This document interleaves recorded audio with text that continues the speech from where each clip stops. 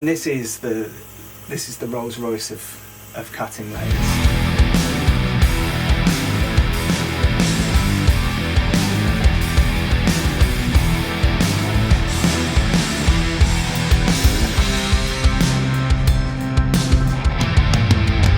This is my Colton's room, known as Burn.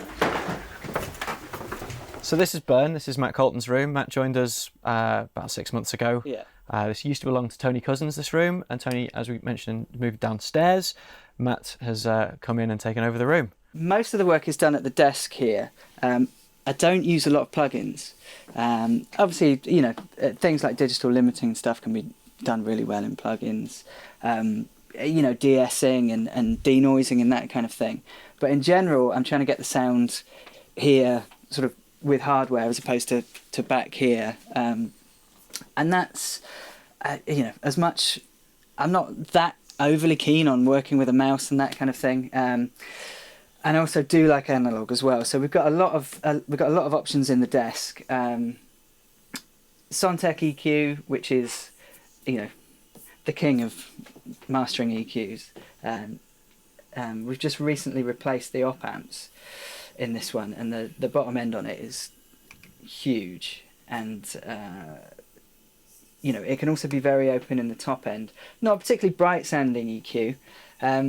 The EAR Pultecs I really like, you know, because of the way you can shape the top and the bottom, you know, with a Pultec, with the sort of cutting and boosting, you know, in sort of conjunction with each other. It makes the sort of Pultec style, I think, very, very good for mastering.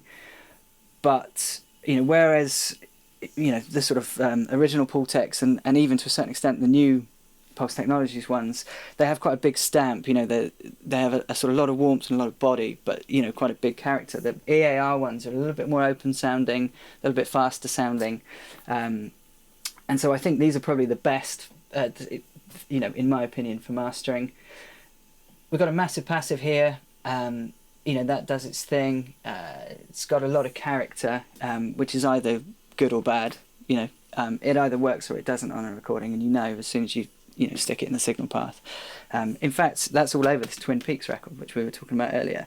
The Mazalek EQ, you know, again, this is not bringing too much character to the party, but it's extremely flexible, really well designed in terms of the operation and the frequency bands and everything else. Can be a little bit bright sounding, but, you know, kind of open, generally doesn't get too hard sounding. Then sort of digital hardware EQs, we've got the Vice and the Z-Sys digital EQs, you know, both of which get a lot of use. Like I say, I mean, I'm mostly working real time, mostly kind of printing my settings as opposed to, you know, applying plugins. What else we've got? Got a couple of analog compressors here, Mazalek multiband and the Mazalek single band, you know, both of which sound quite different and do quite different jobs. And we've also got the Manley Vari-Mu down there as well, which again, like the EQ, you know, can put a big stamp on things, you know, and again, it doesn't get a lot of use, but it's normally in a session. If I slag it off, someone then asks me to put it on the track, and usually it sounds amazing. Do you know what I mean? If I say this isn't going to work, that's when it's absolutely the right thing for the job, you know. And then a couple of other things, you know, we've got analog de-essing and analog limiting here from Mazalek. We've got analog filters, elliptical filters, stereo width, and that sort of thing. We've got the Metropolis elliptical equalizer as well, which actually I think is brilliant. It's very, very smooth sounding. Hardware L2 and a couple of different A to D options. So the Lavry A to D and the Prism A to D, you know, have quite different sounds. I mean, in general, the Prism has more of what I would say more of a British sound, and the Lavry has more of an American sound. And, you know, that's not just because that's where they're made, or maybe it is, but, you know,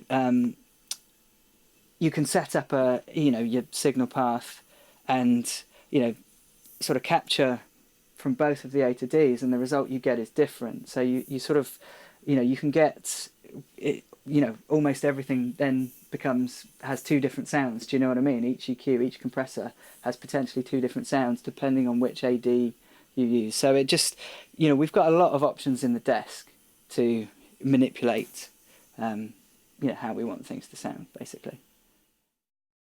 But this is the last lathe that Neumann made,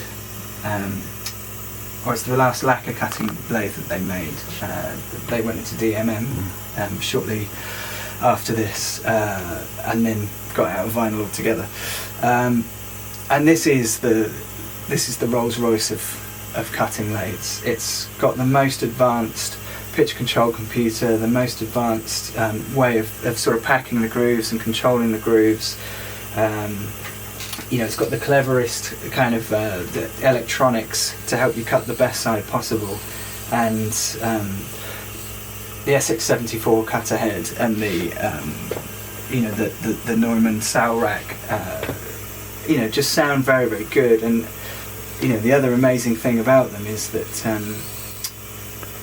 they're sort of still going 40 years later, and we give this a regular kicking. Do you know what I mean? Pretty much every day it's cutting records with more bass, more treble and more level than what the engineers designed it to do. All these lathes were kind of born out of a sort of cutting classical records philosophy, and what we put them through now is far in excess of that.